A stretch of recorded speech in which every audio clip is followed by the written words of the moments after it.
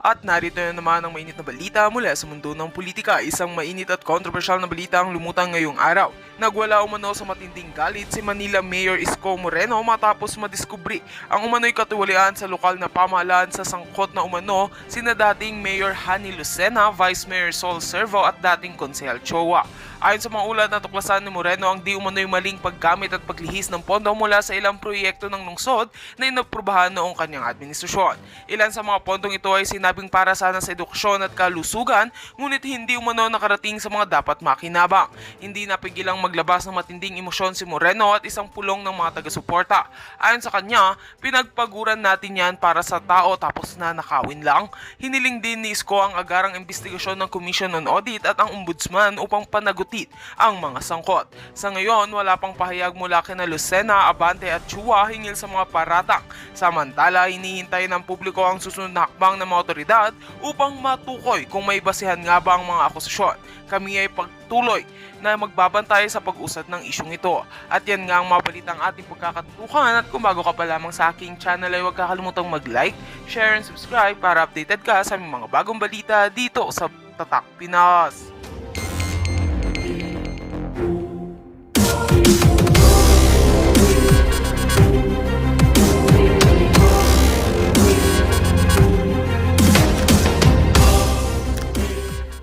Infrastruktura sa lugar na ipinagbabawal ng batas. Saan ka nakakita? Pera ng congressman. Pera ng taong bayan. Magpapatayo ng barangay hall sa bangketa. Kala ko ba tagagawa kayo ng batas? Bakit kayo nagtatayo ng barangay hall at building sa tapat ng eskwelahan? Nasakripisyo ang teacher, estudyante, para lang ma-display nyo mga pangalan ninyo sa mata ng publiko na kayo'y may ginawa. Pero ikinarga ninyo sa bangketa where you know very well roads, alleys, and boulevards and avenues are beyond the commerce of men. Naglilinis kami dahil kayo'y congressman, kayo'y siga, ni walang permit, ni walang construction permit, ni walang building permit. Subukan niyong gawin yan sa harapan ko ngayon. Iohoyo ko kayong lahat. Ano? Kano ba ang bayarin na iniwan ng nakaraang administrasyon? Negative 10.2 billion pesos and counting.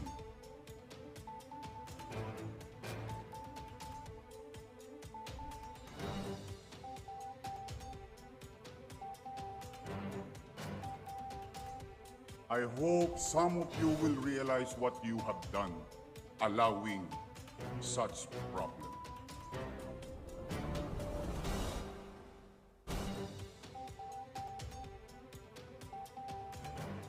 Never.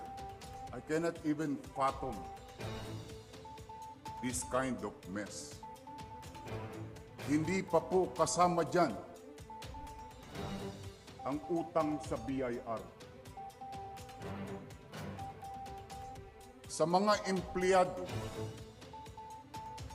nung ako'y nag-mayor, may kinararap akong suliranin ng mga kawani ng pamahalaang lungsod ng Maynila, amounting to 300 million pesos sa GSIS. For some ability, we did convince GSIS, for that matter, and gave us discount so that our co-workers in City Hall may retire and get their benefits. Sa mga City Hall employees, good luck sa inyo.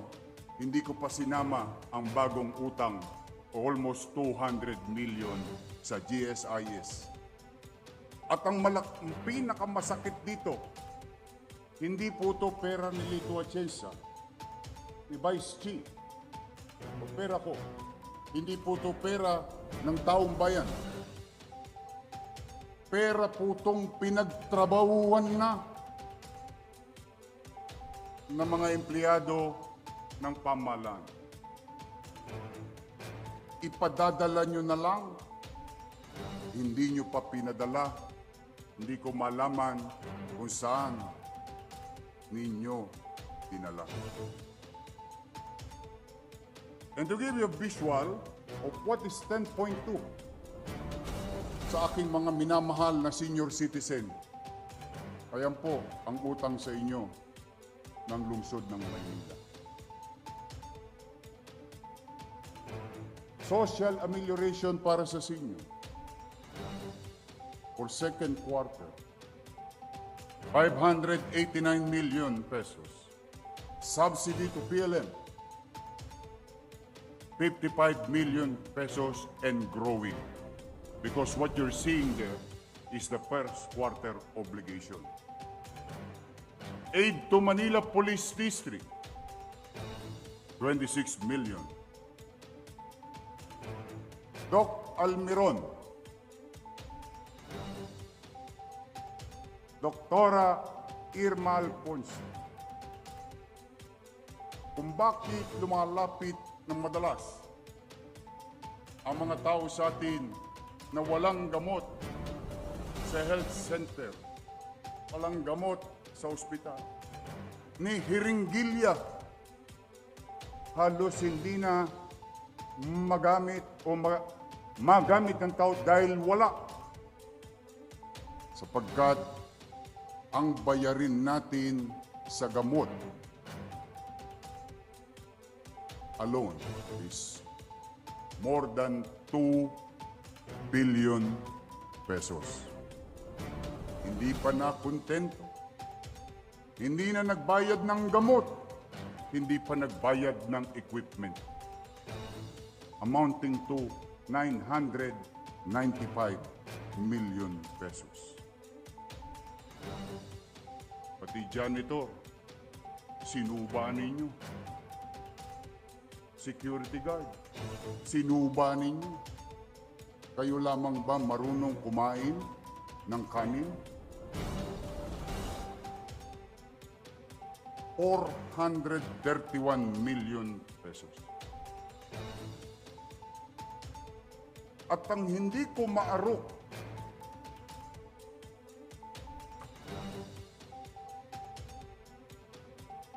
ipinagsinungaling ninyo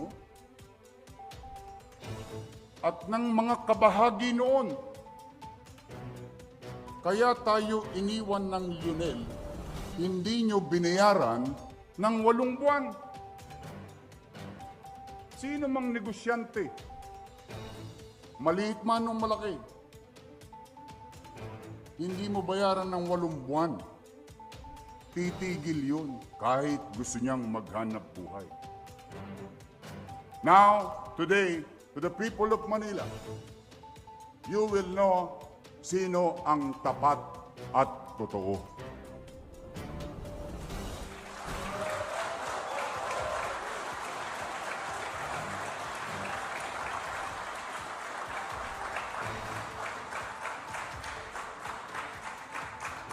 $561 million. Ipinagsinungaling nyo din na sinabi nyo iniwan. Hindi po. Andyan ang dokumento. Nagpaalam ng Oktubre ang Lionel nang maayos. Ngunit, bagamat hindi sila nababayaran, ipinagpatuloy nila ang kanilang obligasyon hanggang Disyembre 31 ng taong 2024. Huwag na kayong magsinungaling, baka pag nakita kayo ng truck driver ng Lionel, sagasaan kayo. Nagpuputukan sa mga barangay chairman na nanonood. Alam ninyo ang totoo. Pinalitan bagay naman na diskresyon ng sino mang alkalde kung kanino siya komportable at sanay. Pinalitan ninyo dito rin sa konseho. Kumuha kayo na alam niyo naman. Iba sa inyo yung matatanda pa sa akin dito. Na alam niyo naman na hindi pwedeng paghati-hatiin ang distrito ng Maynila and multiple contractors because our boundaries cannot be identified properly from one district to another. E di magtutulakan lang yan ng basura. Pero yan ay dinesisyonan ninyo. Anong nangyari? Anong naging epekto? Ang sinabi, sinabutahe, pati ako nananahimik, dinamay nyo pa.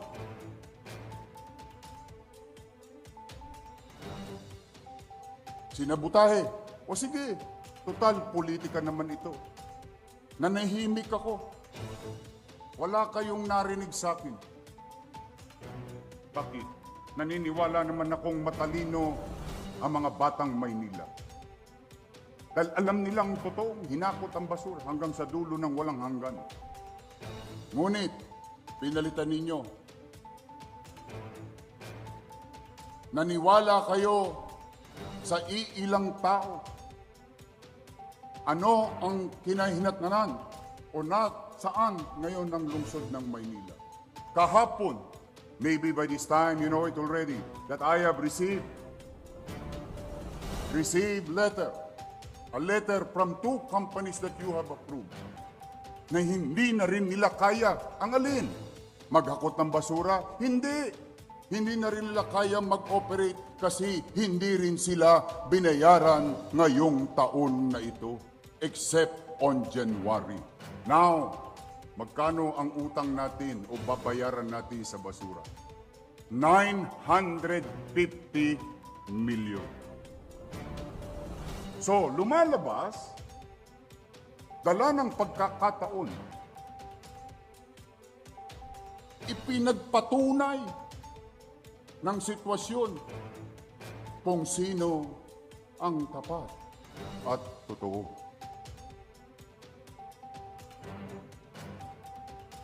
Other goods, supplies and materials amounting to 2 billion 900 million.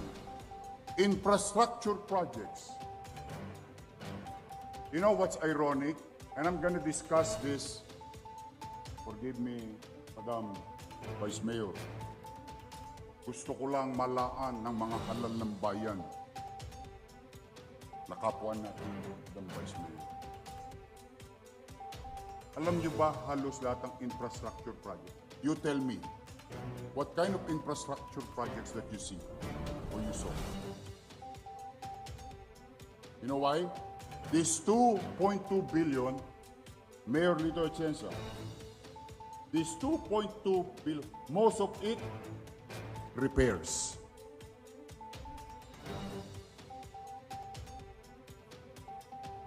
So that you know, negative 10.2 billion pesos and growing. 3.4 billion of that, or 33% ng nasabi kong numero, ay higit 1 taon ng overdue o infrastruktura sa lugar na ipinagbabawal ng batas. Saan ka nakakita? Pera ng congressman. Pera ng taong bayan. Magpapatayo ng barangay hall sa bangketa. Kala ko ba tagagawa kayo ng batas? Bakit kayo nagtatayo ng barangay hall at building sa tapat ng eskwelahan? Nasakripisyo ang teacher, estudyante, para lang ma-display nyo mga pangalan ninyo sa mata ng publiko na kayo'y may ginawa. Pero ikinarga ninyo sa bangketa where you know very well roads, alleys, and boulevards and avenues are beyond the commerce of men. Naglilinis kami dahil kayo'y congressman, kayo'y siga, ni walang permit, ni walang construction permit, ni walang building permit. Subukan niyong gawin yan sa harapan ko ngayon. Iohoyo ko kayong lahat. Ano? Magkano ba ang bayarin na iniwan ng nakaraang administrasyon? Negative 10.2 billion pesos and counting.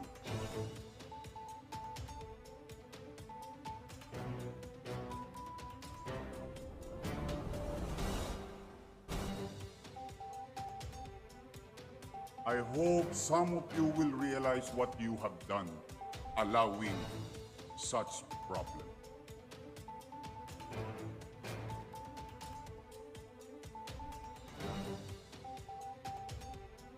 Never. I cannot even fathom this kind of mess. Hindi pa po kasama dyan ang utang sa BIR. Sa mga empleyado, nung ako'y nag-mayor, may kinaharap akong suliranin ng mga kawani ng pamahalaang lungsod ng Maynila, amounting to 300 million pesos sa GSIS. For some ability, we did convince GSIS, for that matter, and gave us discount so that our co-workers in City Hall may retire and get their benefits. Sa mga City Hall employees, good luck sa inyo. Hindi ko pa sinama ang bagong utang, almost 200 million sa GSIS. At ang pinakamasakit dito, hindi po ito pera ni Lito Atienza, ni Vice Chief, o pera ko. Hindi po ito pera ng taong bayan. Pera po itong pinagtrabahuan na ng mga empleyado ng pamahalaan. Ipadadala nyo na lang, hindi nyo pa pinadala. Hindi ko malaman kung saan ninyo dinala. And to give you a visual of what is 10.2 sa aking mga minamahal na senior citizen, ayan po ang utang sa inyo ng lungsod ng Maynila. Social amelioration para sa senior. For second quarter, 589 million pesos. Subsidy to PLM, 55 million pesos and growing. Because what you're seeing there is the first quarter obligation. Aid to Manila Police District, 26 million. Doc Almiron, Doktora Irma Alfonso. Kung bakit lumalapit ng madalas ang mga tao sa atin na walang gamot sa health center, walang gamot sa ospital, ni Hiringgilya, halos hindi na magamit o magamit ng tao dahil wala. Sapagkat ang bayarin natin sa gamot alone is more than 2 billion pesos. Hindi pa na kontento. Hindi na nagbayad ng gamot hindi pa nagbayad ng equipment amounting to 995 million pesos. Pati janitor, sinuba ninyo. Security guard, sinuba ninyo. Kayo lamang ba marunong kumain ng kanin? 431 million pesos. At ang hindi ko maarok,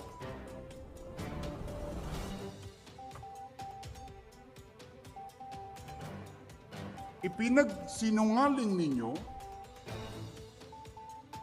at ng mga kabahagi noon. Kaya tayo iniwan ng Lionel, hindi nyo binayaran ng 8 buwan. Sino mang negosyante, maliit man o malaki, hindi mo bayaran ng 8 buwan, titigil yun kahit gusto niyang maghanap buhay. Now, today, to the people of Manila, you will know sino ang tapat at totoo.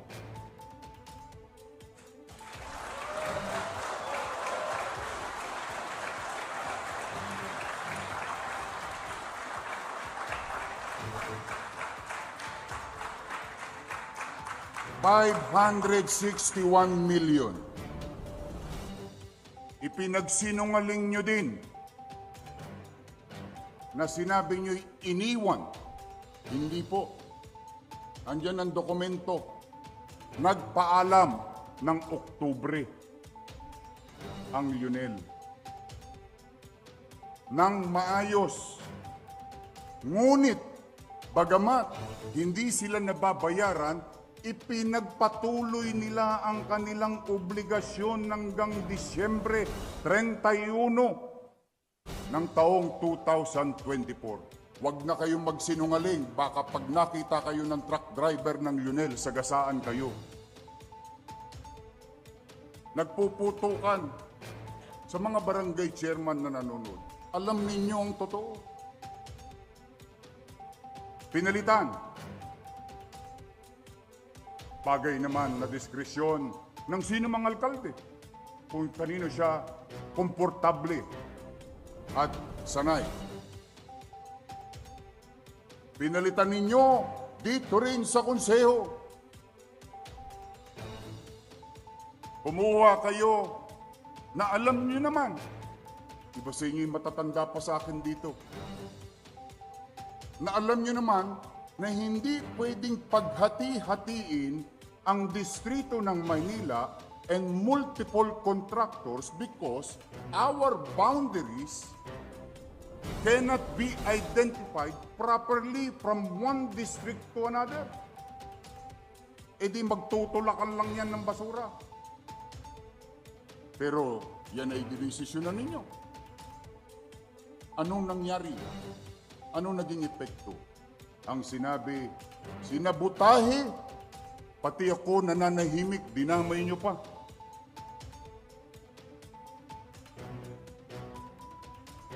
Sinabutahe. O sige, total politika naman ito. Nanahimik ako. Wala kayong narinig sa akin. Bakit? Naniniwala naman akong matalino ang mga batang Maynila. Dahil alam nilang totoong hinakot ang basura hanggang sa dulo ng walang hanggan. Ngunit, pinalitan ninyo. Naniwala kayo sa iilang tao. Ano ang kinahinatnanan o saan ngayon ang lungsod ng Maynila? Kahapon, maybe by this time you know it already, that I have received a letter from 2 companies that you have approved na hindi na rin nila kaya. Ang alin? Maghakot ng basura? Hindi. Hindi na rin nila kaya mag-operate kasi hindi rin sila binayaran ngayong taon na ito except on January. Now, magkano ang utang natin o babayaran natin sa basura? 950 million. So, lumalabas, dala ng pagkakataon, ipinagpatunay ng sitwasyon kung sino ang tapat at totoo.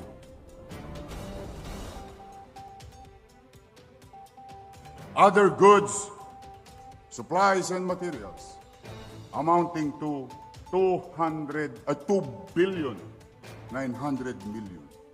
Infrastructure projects. You know what's ironic? And I'm going to discuss this. Forgive me, Madam Vice Mayor. Gusto ko lang malaan ng mga halal ng bayan na kapwa natin, Madam Vice Mayor. Alam niyo ba halos lahat ng infrastructure project? You tell me, what kind of infrastructure projects that you see or you saw? You know why? This 2.2 billion, Mayor Lito Atienza, this 2.2 billion, most of it repairs.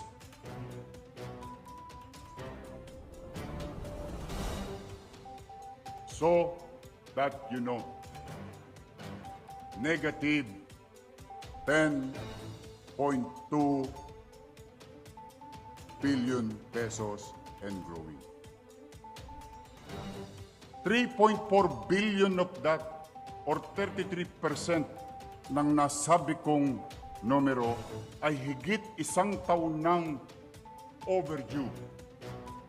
May kapabayaan, pinabayaan,